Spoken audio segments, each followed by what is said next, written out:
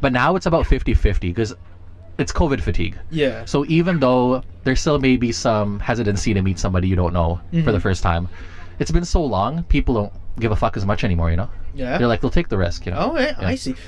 Okay, so who's left on these dating apps now? Like just is it just I haven't noticed the change. It's been the same type of people I've seen, Yeah.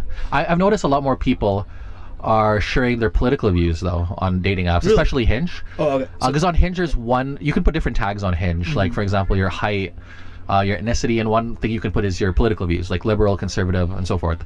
And yeah, there's one girl I came across who said, if you're not liberal, don't bother matching with something like that along the lines in her bio. Okay. Yeah. So Talk about open-minded.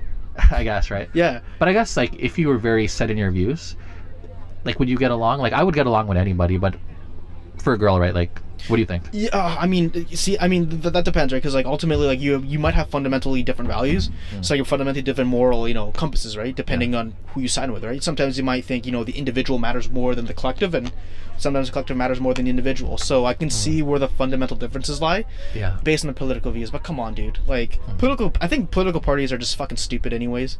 Like life is nuanced, the world is nuanced. You shouldn't just be conservative, liberal, Democrat. Doesn't matter, right?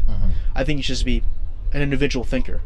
So when a girl says, if you're not liberal, don't fucking date me, it's like, okay, good, you just avoided a fucking bullet, right? Yeah, you avoided a fucking damaged chick. Because I'm trying to think of relationships I know where like girls I've seen before, dated before. Like I think it would be a factor. Like it's not the most important thing. Mostly girls look for someone who's like family oriented, someone who's funny to get along with. Yeah. And I guess political views in the past didn't come up as much as it is now because people are so divided, right? Oh, dude, yeah. I mean, I don't like the way we're living now, man. Like, I didn't think COVID would be such a political issue. I thought it was just gonna be like, okay, we're gonna kind of get through this together. We're gonna solve it together. But now it's just all political, dude. Yeah. Well, with COVID, it's the perfect blend of. It's a type of virus where it's easy to divide because it is serious, but at the same time, it's not very serious. Because for most people, it's like they don't get very sick. It's really focused mostly on people who are immunocompromised or who are older. So people have different risk tolerance toward this. Like for me, for example, I'm more risk tolerant because I'm a healthy 20-year-old, 26.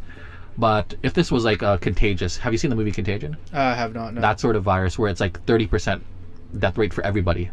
I wouldn't be leaving my house either, right? Because this virus affects people so differently, people have different perceptions or different risk tolerance towards it.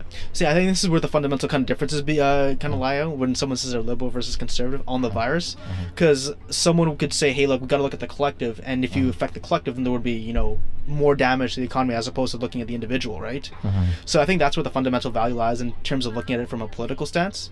And like I said, this whole COVID thing is like multifaceted. It's nuanced, right? Like even just look at places like India where they're just getting fucked by COVID. Right? Well, it's a double mutant, apparently. Yeah. So I think from what I saw, it's a blend of two different variants. Yeah. So that mixed together, and that's a double mutant. Dude, that's fucked, dude. Yeah. Yeah, that's some scary shit, dude. But you also have to look. There's different circumstances depending on where you are. Like here, being in Vancouver, we're not super dense, and people, I guess, are more cautious in general. Versus a place like India with like 1.2, 1.3 billion people, it's so dense, and it's harder to control the virus in a place like that, right? So I think you should really have, I guess, customized restrictions or customized policies towards COVID based on where you live, right? You can't. There's no one size fits all. Yeah, exactly. There really isn't, right? I mean, like for me, it's just